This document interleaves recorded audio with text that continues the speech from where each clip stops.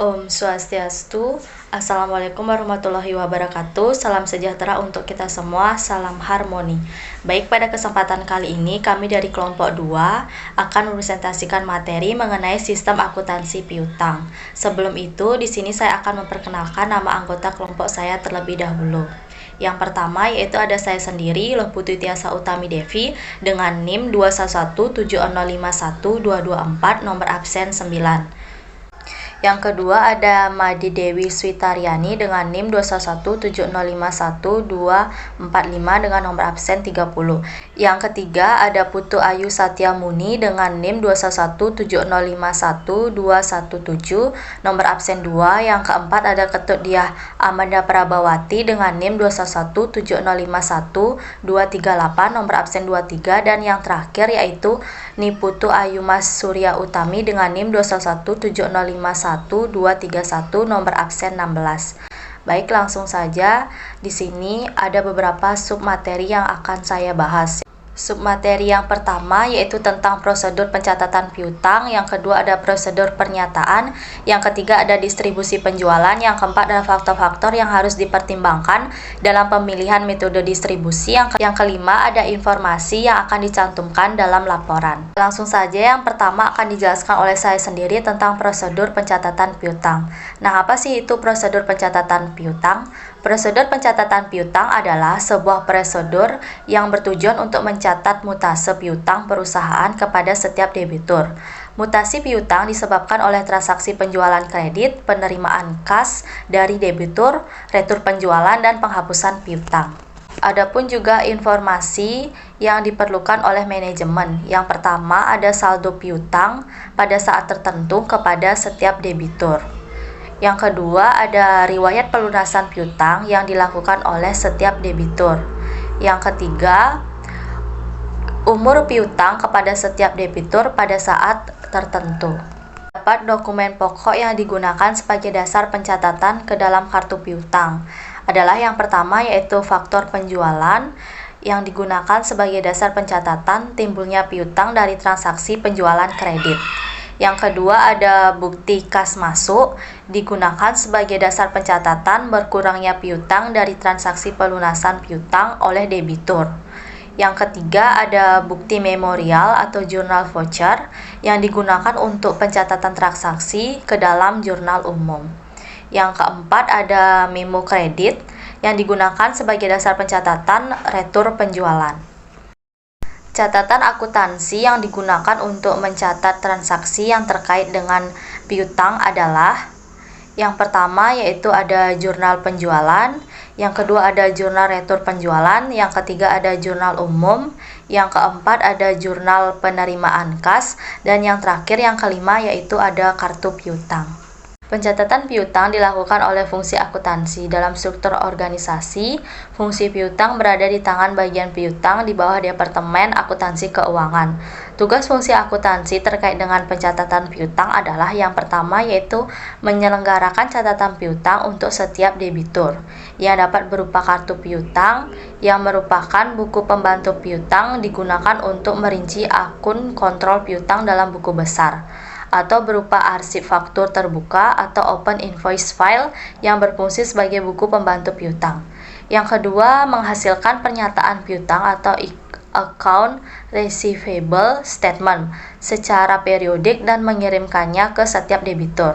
Yang ketiga, menyelenggarakan catatan riwayat kredit setiap debitur untuk memudahkan penyediaan data untuk keputusan pemberian kredit kepada pelanggan dan mengikuti data penagihan dari setiap debitur. Metode pencatatan piutang yaitu pertama ada metode konvensional.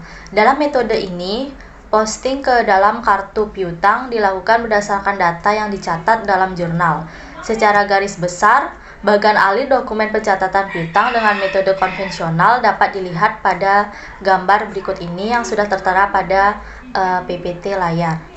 Sebagai transaksi yang mempengaruhi piutang adalah yang pertama yaitu ada transaksi penjualan kredit, yang kedua ada transaksi retur penjualan, yang ketiga ada transaksi penerimaan kas dari piutang, yang keempat yaitu yang terakhir yaitu ada transaksi penghapusan piutang. Yang kedua ada metode posting langsung.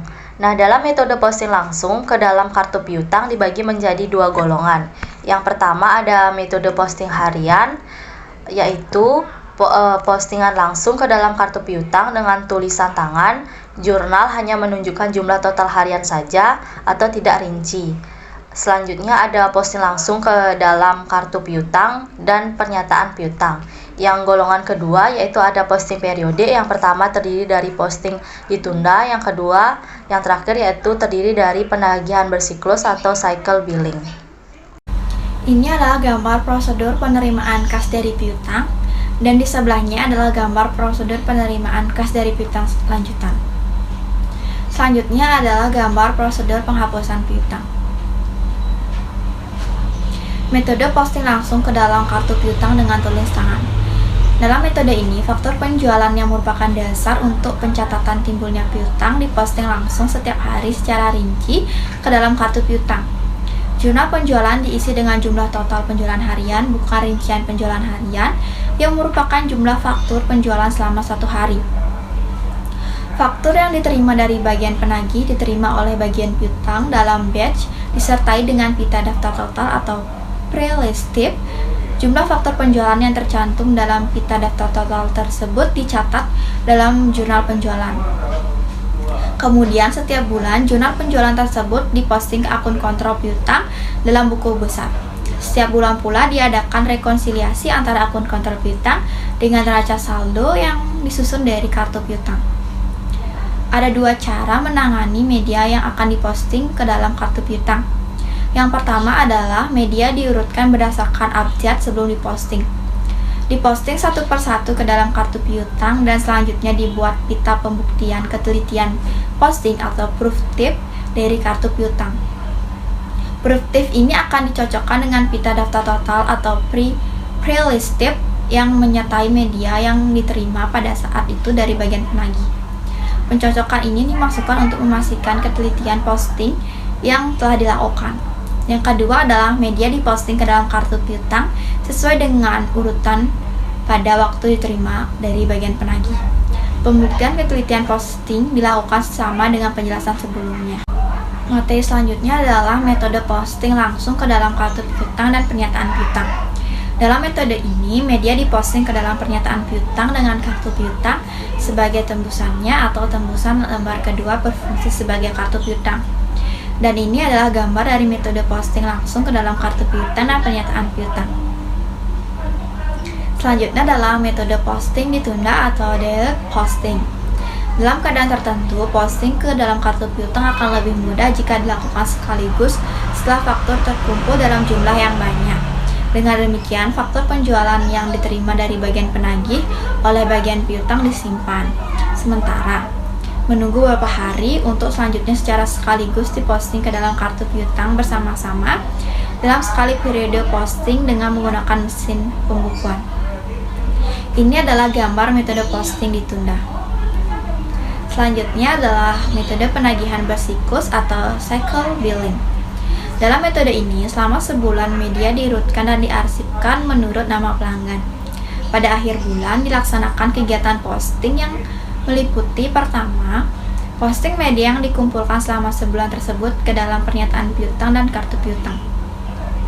Kedua, menghitung dan mencatat saldo setiap kartu piutang. Metode ini akan mempermudah dalam memposting ke dalam kartu piutang dan pernyataan piutang tersebut tersebar merata ke dalam hari kerja selama sebulan, sehingga pada akhir bulan pekerja memposting tidak akan menumpuk. Selanjutnya adalah metode pencatatan tanpa buku pembantu atau legal bookkeeping. Dalam metode pencatatan piutang ini tidak digunakan buku pembantu piutang. Faktur penjualan beserta dokumen pendukungnya yang diterima dari bagian penagih oleh bagian piutang diarsipkan menurut nama pelanggan dalam arsip faktur yang belum dibayar. Arsip faktur penjualan ini berfungsi sebagai catatan piutang. Pada saat diterima pembayarannya ada dua cara yang dapat ditempuh. Yang pertama adalah jika pelanggan membayar penuh jumlah yang tercantum dalam faktur penjualan, faktur yang bersangkutan diambil dari arsip faktur yang belum dibayar atau unpaid invoice file dan dicap lunas, kemudian dipindahkan ke dalam arsip faktur yang telah dibayar atau paid invoice file.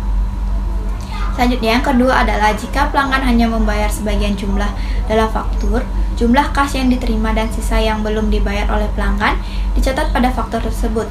Kemudian dibuat faktur tiruan yang berisi informasi yang sama dengan faktur aslinya. Dan faktur tiruan tersebut kemudian disimpan dalam arsip faktur yang telah dibayar dan faktur asli disimpan kembali dalam arsip faktur yang belum dibayar. Ini adalah gambaran dari metode pencatatan tanpa buku pembantu. Baik, selanjutnya saya akan menjelaskan materi metode pencatatan piutang dengan komputer. Berikut ini diuraikan metode pencatatan piutang dengan komputer yang menggunakan batch system.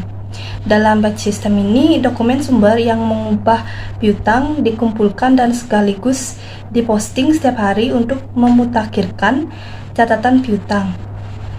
Dalam sistem komputer dibentuk dua macam tipe. Yang pertama yaitu arsip transaksi atau transaction file, dan yang kedua yaitu arsip induk atau master file. Di slide sudah ditampilkan gambar bagaimana pencatatan piutang dilakukan secara harian. Selanjutnya yaitu prosedur pernyataan piutang. Pernyataan piutang adalah formulir yang menyajikan jumlah kewajiban debitur pada tanggal tertentu dan disertai dengan rinciannya. Pernyataan piutang ini dapat berbentuk 4 macam. Yang pertama yaitu pernyataan saldo akhir bulan, yang kedua pernyataan satuan, ketiga pernyataan saldo berjalan dengan akun konvensional, dan yang terakhir yaitu pernyataan faktur yang belum dilunasi. Di slide sudah ditunjukkan proses harian pemutakhiran, arsip induk piutang, dan proses pembuatan laporan bulanan. Selanjutnya yaitu pernyataan saldo akhir bulan. Pada pernyataan ini, piutang hanya akan menyajikan saldo piutang kepada debitur pada akhir bulan saja. Cara pembuatannya, pernyataan saldo akhir bulan ini juga termasuk sangat sederhana, namun tidak memberikan informasi apapun kepada debitur untuk dasar rekonsiliasi dengan catatannya. Jika saldo yang tercantum dalam pernyataan piutang berbeda dengan saldo yang tercantum dalam catatannya. Pada slide terdapat prosedur pembuatan pernyataan akhir bulan. Itu saja yang dapat saya sampaikan. Saya kembalikan ke moderator. Baik, untuk selanjutnya yaitu pernyataan satuan. Jadi, pernyataan satuan ini terdiri dari 3 hal, yaitu yang pertama, saldo utang dagang debitur pada awal bulan. Yang kedua, mutasi debit dan kredit selama sebulan beserta penjelasan rinci setiap transaksi. Dan yang ketiga yaitu saldo utang dagang debitur pada akhir bulan. Selanjutnya, pernyataan saldo berjalan dengan akun konvensional. Jadi, ada 4 prosedur pembuatan pernyataan piutang saldo berjalan dengan akun konvensional. Yang pertama, pada awal bulan, diambil formulir pernyataan piutang 1 lembar.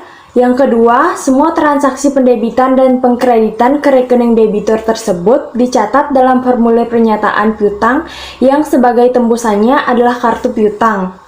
Yang ketiga, pada akhir bulan, pernyataan piutang dikirim kepada debitur yang bersangkutan. Dan yang terakhir, yaitu pada awal bulan berikutnya, diambil formulir pernyataan piutang baru sebanyak 1 lembar dan selama kartu piutang debitur yang bersangkutan belum penuh, pendebitan dan pengkreditan ke rekening debitur tersebut ke dalam pernyataan piutang tetap menggunakan kartu piutang yang dipakai bulan sebelumnya sebagai tembusannya. Selanjutnya, pernyataan faktur yang belum dibayar. Jadi, pernyataan faktur bentuk ini berisi daftar faktur-faktur yang belum dilunasi oleh debitur pada tanggal tertentu, disertai dengan tanggal faktur dan jumlah rupiahnya. Adapun prosedur pembuatan pernyataan faktur yang belum dibayar dapat dilihat pada PPT, yaitu yang pertama media, kartu piutang, pernyataan piutang, berisi saldo piutang kepada debitur pada akhir bulan. Selanjutnya yaitu distribusi penjualan. Jadi distribusi adalah prosedur pelingkasan rincian yang tercantum dalam media dan pengumpulan total ringkasan tersebut untuk keperluan pembuatan laporan. Selanjutnya yaitu distribusi penjualan. Ada beberapa laporan penjualan yang dibutuhkan oleh manajer pemasaran. Yang pertama yaitu hasil penjualan menurut produk, yang kedua hasil penjualan menurut pelanggan, yang ketiga hasil penjualan menurut besarnya order, yang keempat hasil penjualan menurut daerah pemasaran, yang kelima hasil penjualan menurut saluran distribusi, dan yang terakhir yaitu hasil penjualan menurut pramuniaga. Adapun metode distribusi penjualan, jadi metode distribusi penjualan ini ada 5. Yang pertama yaitu metode berkolom, yang kedua metode akun tunggal dan akun berkolom, yang ketiga metode summary strip dan metode tiket tunggal, yang keempat metode register, dan yang terakhir yaitu metode dengan komputer. Untuk metode berkolom ini ada 3, yaitu yang pertama metode jurnal berkolom dengan tulisan tangan, metode worksheet, dan yang terakhir yaitu jurnal berkolom yang diselenggarakan dengan mesin pembukuan. Selanjutnya yaitu metode jurnal berkolom dengan tulis tangan, dapat dilihat pada PPT. Baik, untuk materi selanjutnya akan dijelaskan oleh rekan saya. Metode worksheet. Metode worksheet digunakan jika rekening-rekening dalam klasifikasi jumlahnya banyak. Misalnya penjualan rinci menjadi 30 rekening. Sedangkan pada metode jurnal berkolom yang diselenggarakan dengan mesin pembukuan digunakan sebagai alat penampungan data sesuai dengan klasifikasi yang diinginkan dan sebagai dasar membuat laporan penjualan. Metode akun tunggal dan akun berkolom atau unit account dan columnar akun method. Penggunaan akun tunggal dan akun berkolom merupakan jawaban untuk menampung unsur klasifikasi yang banyak. Setiap unsur dalam klasifikasi disediakan satu akun. Dengan demikian, jumlah unsur berapapun dalam klasifikasi dapat ditampung dengan penyediaan akun ini. Contohnya itu bisa dilihat pada layar. Metode summary strip dan metode tiket tunggal. Summary strip and unit ticket method. Dengan menggunakan akun ini, setiap transaksi dapat diberi penjelasan sebanyak yang diperlukan. Hal ini tidak dilakukan jika alat distribusi penjualan yang digunakan adalah worksheet. Secara periodik, data yang dikumpulkan dalam akun ini dijumlah dan kemudian disajikan dalam laporan hasil penjualan seperti yang diinginkan oleh manajemen. Prosedur distribusi dengan menggunakan akun tunggal dapat dilihat pada gambar yang ada di layar. Faktur penjualan diurutkan menurut klasifikasi yang ditetapkan sebelumnya. Jumlah setiap unsur klasifikasi dihitung dan dicatat dalam summary strip. Untuk membuat laporan periodik, misalnya mingguan, summary strip harian dijajarkan. Dilakukan penjumlahan setiap baris dalam summary strip secara mendatar. Lalu jumlahnya ditulis pada summary strip akhir minggu. Untuk membuat laporan bulanan, summary strip hasil penjumlahan mingguan dijajakan dan dijumlahkan setiap baris yang ada di dalamnya. Prosedur distribusi dengan metode summary strip dapat dilihat pada gambar berikut. Dalam distribusi penjualan dengan metode tiket tunggal, faktur penjualan diubah menjadi media tunggal atau biasanya menggunakan kertas yang tebal agar mudah untuk diurutkan berupa tiket tunggal. Media tunggal dapat diperoleh dengan berbagai cara sebagai berikut. Cara yang pertama yaitu membuat media asli sebagai media tunggal. Contohnya misalnya agar memudahkan pembuatan laporan penjualan menurut jenis produk, untuk setiap produk dibuatkan satu faktur penjualan. Yang kedua yaitu membuat tiket tunggal dari faktur penjualan melalui kegiatan tersendiri. Yang ketiga yaitu membuat media tunggal sebagai produk sampingan dalam pembuatan faktur penjualan. Metode register atau register method. Metode register method dalam distribusi penjualan dilakukan dengan alat register kas. Yang pertama, register kas yang sederhana dilengkapi dengan 2 register yang memungkinkan setiap hari register kas ini menyajikan jumlah penjualan 2 macam klasifikasi. Yang kedua, sebagai contoh suatu rumah makan yang menggunakan register kas dapat mengetahui jumlah penjualan makanan dan minuman setiap hari dengan membaca hasil rekaman 2 register yang terdapat dalam register kasnya. Contoh metode penjualan dengan metode tiket tunggal yaitu dapat dilihat pada gambar. Metode distribusi dengan komputer. Dengan menggunakan komputer merupakan metode distribusi yang paling mudah dilakukan pelaksanaannya dengan kemampuan menghasilkan informasi penjualan yang luar biasa. Dengan menggunakan komputer, kita hanya perlu memberikan kode yang benar terhadap transaksi penjualan yang terjadi, seperti klasifikasi informasi yang dikehendaki tampak dalam laporan. Pekerjaan pengurutan dan pengurutan kembali dilakukan dengan program komputer yang memerlukan waktu yang sangat singkat dengan ketelitian yang tinggi.